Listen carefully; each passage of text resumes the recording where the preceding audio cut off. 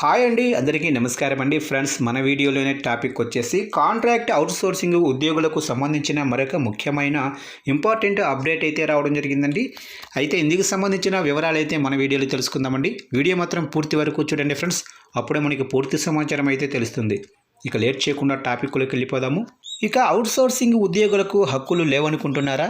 సమాన వేతనం, ఈపీఎఫ్ అలాగనే ఈఎస్ఐ వంటి కీలక హక్కులపై అవగాహన పెంచుకోండి. అలాగనే కొత్త కార్పొరేషన్తో చేకూరనున్న భద్రత కూడా. ఇక అవుట్సోర్సింగ్ ఉద్యోగం అంటేనే భద్రత లేని ఉద్యోగం, తుమ్మితే ఊడిపోయే ముక్కు వంటిదని ఏజెన్సీలు, ఉన్నతాధికారులకు కమిషన్ల మార్గాలు అన్న విమర్శలు వినిపిస్తున్నాయి. అయితే అవుట్సోర్సింగ్ ఉద్యోగులకు కూడా కొన్ని చట్టపరమైన ప్రత్యేక రక్షణలు ఉన్నాయన్న సంగతి చాలామందికి తెలియదు. అయితే వాటి అమలుకు సరైన యంత్రాంగం లేకపోవడంతో అవుట్సోర్సింగ్ ఉద్యోగుల పాలిట శాపంగా మారింది.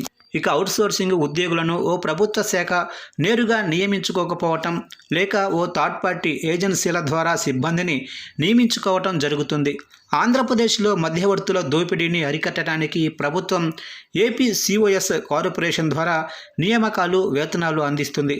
ఇక తెలంగాణలో వివిధ ఏజెన్సీల ద్వారా నియామకాలు జరుగుతున్నాయి. ఇటీవల ఏపీ తరహాలో తెలంగాణ ప్రభుత్వం కూడా టీజీ అవుట్సోర్సింగ్ కార్పొరేషన్ ఏర్పాటుకు నిర్ణయించింది. దీంతో వారికి వేతనాలు సక్రమంగా అందడంతో పాటు ఈపీఎఫ్ అలాగనే ఈఎస్ఐ ఖచ్చితంగా అమలు కానుంది.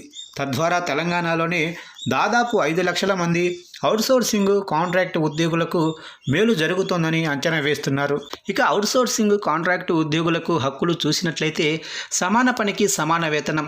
సుప్రీంకోర్టు తీర్పుల ప్రకారం రెగ్యులర్ ఉద్యోగులతో సమానమైన బాధ్యతలు నిర్వహిస్తే అవుట్సోర్సింగ్ ఉద్యోగులకు కనీస వేతనం ఇచ్చే విషయంలో వివక్ష ఉండకూడదు. ఇక రెండవది వచ్చేసి సామాజిక భద్రత. ప్రతి అవుట్సోర్సింగ్ ఏజెన్సీ తన ఉద్యోగులకు ఈపీఎఫ్ మరియు ఈఎస్ఐ సౌకర్యాలు కల్పించాలి. జీతం నుండి కట్ చేసిన పీఎఫ్ మొత్తాన్ని ఏజెన్సీ సక్రమంగా డిపాజిట్ చేస్తుందో లేదో ప్రతి నెలా చెక్ చేసుకోవాలి. అలాగనే వేతనం పంపిణీ. ప్రభుత్వం ఇచ్చే నిధుల నుండి ఏజెన్సీలు కమిషన్ తీసుకోవచ్చు, కానీ ఉద్యోగికి రావాల్సిన జీతంలో కోత విధించటం చట్టవిరుద్ధం. వేతనం నేరుగా ఉద్యోగి బ్యాంకు అకౌంట్లోనే పడాలి. అలాగనే సెలవులు.